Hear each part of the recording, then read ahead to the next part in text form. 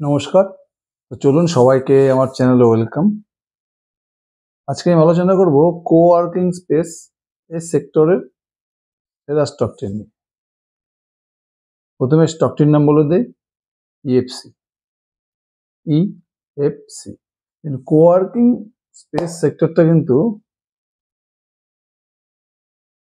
খুব high growth sector. মানে যত দিন যাচ্ছে দেখবেন এখন কিন্তু কোওয়ার্কিং স্পেস এই সেক্টরটা কিন্তু ডিমান্ড বেড়েই চলছে। এটা এখন টায়ার ওয়ান সিটিতে দেখুন, বিশেষ করে টায়ার ওয়ান সিটিতে দেখবেন প্রচুর স্টার্ট আপ হচ্ছে। স্টার্ট আপ, এসএমই, এমএসএমই, ছোট ছোট কোম্পানি, ছোট ছোট স্টার্ট আপ তৈরি হচ্ছে, যার ফলে কি হচ্ছে কোওয়ার্কিং স্পেস এই সেক্টরে কিন্তু গুরুত্ব বেড়ে চলছে। এই সেক্টরে কিন্তু মোটামুটি যা স্টার্টিং হয়েছে, আপনি দেখেন লাস্ট 1-2 বছর 3 বছর থেকে কেবল শুরুয়াত, এটা স্টার্টিং বলতে পারেন কোওয়ার্কিং স্পেস সেক্টরের। যত দিন যাচ্ছে এখন কি হচ্ছে কোওয়ার্কিং স্পেসের কিন্তু ডিমান্ড বেড়ে যাচ্ছে। আজকে আমরা দেখবো ইএফসি বিজনেস মডেলটা কিরকম আছে আর ফিউচার আউটলুকটা কিরকম আছে। পুরো কোয়ার্কিং সেক্টর যে কটি স্টক আছে লিস্টের প্রত্যেকের মধ্যে কিন্তু দুর্দান্ত গ্রোথ দেখা যাচ্ছে। যখনই একটা সেক্টরের সব স্টকই, সব কোম্পানি মোটামুটি 20% 25% গুলো সেলস গ্রোথ করতে শুরু করে, তখন বুঝতে হবে কি যে এই সেক্টরটার মধ্যে একটা টেলউইন্ড আছে। যেরকম জুয়েলারি সেক্টর বা কোওয়ার্কিং স্পেস সেক্টর, কেবল সেক্টর, কেবল যেমন সেক্টরটা দেখবেন মোটামুটি সব কোম্পানি কিন্তু দেখেন 20% করে মোটামুটি সেলস গ্রোথ করছে। যখনই কোনো একটা সেক্টরের সব স্টক মোটামুটি 18%, 20%, 22% গুলো সেলস গ্রোথ করতে থাকে, তখন বুঝতে কি হবে আমাদেরকে যে ওই সেক্টরটার মধ্যে একটা টেলউইন্ড চলছে। ঠিক সেভাবে এখন কিন্তু কোওয়ার্কিং সেক্টরটার মধ্যে একটা টেলউইন্ড চলছে, মানে কোওয়ার্কিং সেক্টরের ডিমান্ড চলে এসছে মার্কেটে। আর কিভাবে চলে এসছে, যে প্রচুর ছোট ছোট এসএমই, এমএসএমই তৈরি হচ্ছে, নতুন স্টার্ট আপ খুলছে আজকে সবাই। প্রত্যেকের অফিস স্পেস দরকার, এই জন্য কোওয়ার্কিং স্পেসের ডিমান্ড বেড়ে চলছে।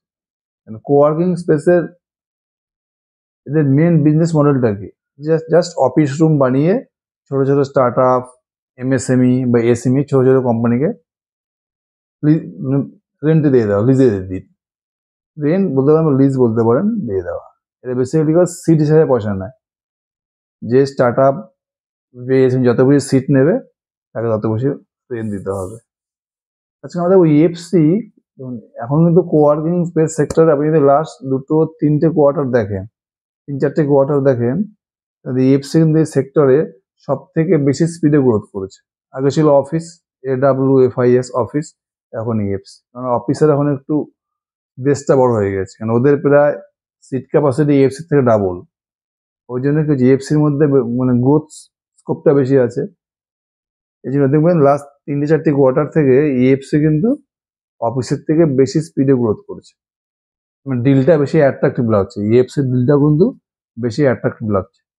আজকে আমরা দেখবো ইএফসির বিজনেস মডেলটা কিরকম, এর ফিউচার আউটলুকটা কিরকম। ইএফসি যদি বিজনেস মডেলটা দেখেন, এদের 3টে ভার্টিক্যাল আছে। 1 নম্বর ভার্টিক্যাল হচ্ছে যেটা কোওয়ার্কিং স্পেস, মানে সিম্পল ব্যবসা, মানে অফিস রুম বানিয়ে কর্পোরেটস, ছোট ছোট স্টার্ট আপ বা স্মল মিডিয়াম এন্টারপ্রাইজ, এসএমই, এই ধরনের কোম্পানিকে অফিস রুম বানিয়ে ভাড়া দেওয়া, রেন্টে দিয়ে দেওয়া। এটা হচ্ছে বেসিক বিজনেস। মানে কোওয়ার্কিং স্পেস কথাটা মানে হচ্ছে এটা, অফিস রুম বানিয়ে কোনো স্টার্ট আপকে, কোনো বড় কর্পোরেটকে বা কোনো এসএমইকে ওটা লিজে দিয়ে দেওয়া। মানে তার মানে কি, একটা ইএফসির কাছে কোনো একটা স্টার্ট আপ বা কোম্পানি আসলো, সে বলে দিল ইএফসি, ভাই আমার এরকম এরকম লাগবে, আমাকে এরকম অফিস রুম বানিয়ে দেবো, 10 সিটেড বা 20 সিটেড, এরকম আমার এই জিনিস লাগবে, আমাকে এভাবে ডেকোরেট করে একটা অফিস রুম বানিয়ে দাও। ইএফসি কি বলে, তাকে তার যেরকম দরকার তাকে সেভাবে একটা অফিস রুম বানিয়ে দেবে। এরকম সিট ওয়াইজ পয়সা নেয়, যে কোম্পানি যত বেশি সিট নেবে ইএফসি তার তত বেশি ভাড়া নেবে, রেন্ট নেবে। এটা হচ্ছে ইএফসির main business model. Office room বানিয়ে অফিস রুমটাকে ডেকোরেট করে কর্পোরেটস বা এসএমই বা স্টার্ট আপকে ওটা রেন্টে দিয়ে দেওয়া। 2 নম্বর ভার্টিক্যাল কি আছে, design and build section. Design and build section, এটা বিল্ড, এটা মানে হচ্ছে যেটা বড় বড় কর্পোরেট আছে, এটা কি করে ইএফসি কে কন্ট্যাক্ট দিয়ে দেয়, আমাদের কাছে অফিস রুম আছে, এই রুমটাকে ও যে বিজনেস করবে সেই হিসাবে এফসি কে বলে দেয় আমাকে এইভাবে ডেকোরেট করে দাও, পুরো একদম ডিজাইন বিল সবকিছু ওরাই করে দেবে। এটাকে বলে ডিজাইন অ্যান্ড বিল সেকশন। মানে অফিস রুমটা হচ্ছে কোম্পানিতে থাকবে, কোম্পানি শুধু এফসি কে কন্ট্যাক্ট করবে, কি জন্য করবে, এই পুরো রুমটাকে আমাকে ডিজাইন করে দাও, আমি এই বিজনেস করবো, আমার এই দরকার, সেইভাবে এফসি থেকে ডিজাইন করে দেবে। এটা হলো ডিজাইন অ্যান্ড বিল সেকশন। আর একটা কি আছে, ফার্নিচার সেকশন। এরা কি করে, ফার্নিচার ম্যানুফ্যাকচারিং করে। এরা নিজেরা যত অফিস রুম লিজ দেয় সেসব অফিস রুমে ফার্নিচার লাগে, বা ডিজাইন অ্যান্ড বিল সেকশনে এদের ফার্নিচার লাগে, প্লাস থার্ড পার্টিকেও সাপ্লাই দেয়, অন্য কোনো কোম্পানি যদি লাগে তাকেও সাপ্লাই দেয়। তো এদের বিজনেসের তিনটা ভার্টিকেল, এক হচ্ছে অফিস রুম বানিয়ে ভাড়া দেওয়া, রেন্টাল।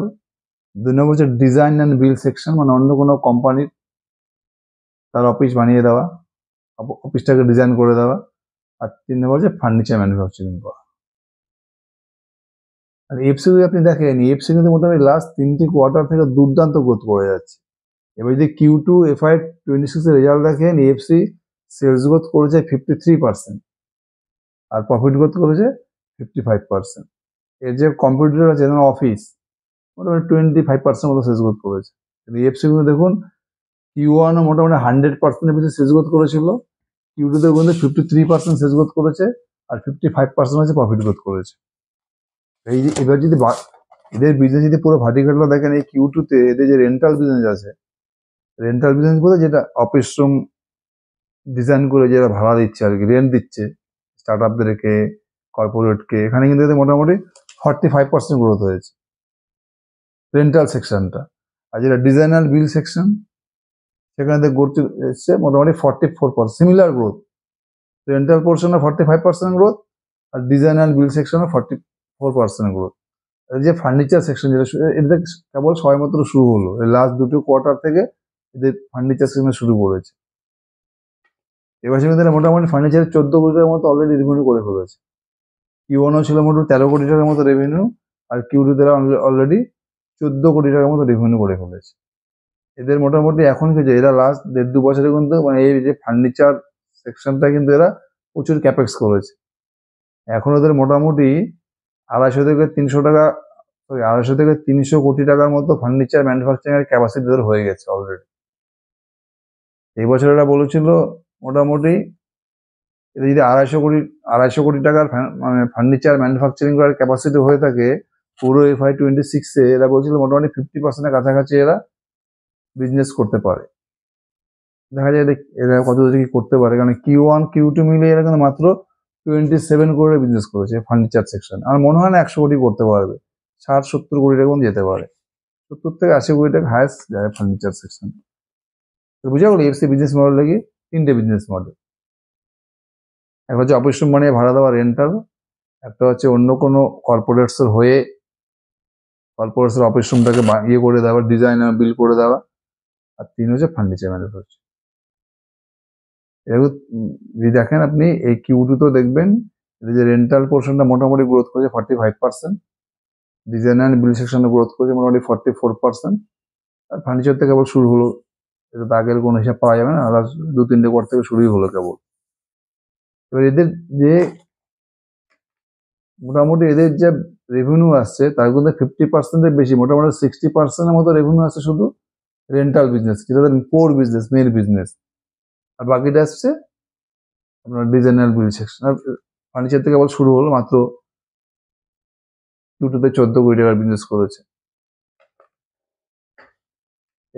এবার কি করছে, এফসি এবার নতুন বিজনেস শুরু করেছে, এটা খুব রিসেন্ট করেছে। এরা এখন কি করছে, কিছু কিছু প্রপার্টি মানে অন্য কোনো কোম্পানির ডিজাইন প্রপার্টিকে ডিজাইন করে দিচ্ছে, বিল করে দিচ্ছে, এবার অফিস রুম বানিয়ে ভাড়া দিচ্ছে। এরা তো বেসিক্যালি কি করে, কোনো একটা ল্যান্ডলর্ডের থেকে একটা বিল্ডিং হয়তো এরা লিজে নিয়ে নিল, বড় একটা বিল্ডিং এরা রেন্টে নিয়ে নিচ্ছে এফসি, নিয়ে তারপর সেটাই কি করছে, এরা ছোট ছোট অফিস রুম বানিয়ে বিভিন্ন কোম্পানিকে এরা বিভিন্ন স্টার্টআপকে রেন্টে দিচ্ছে। এটা তাদের মেন বিজনেস, রেন্টাল বিজনেস। এদের তো নিজেদের ল্যান্ড বা নিজেদের প্রপার্টি নেই, এর অন্য কারোর প্রপার্টিটা কি করেছে 3 বছর 4 বছরের চুক্তিতে ভাড়া নিয়ে নিচ্ছে, তারপর সেখানে অনেকগুলো অফিস বানিয়ে বিভিন্ন স্টার্টআপকে ভাড়া দিচ্ছে। এটা হচ্ছে এদের বিজনেস। এখন কি করছে এরা, এরা কিছু কিছু প্রপার্টি নিজেরা পারচেস করে নিচ্ছে।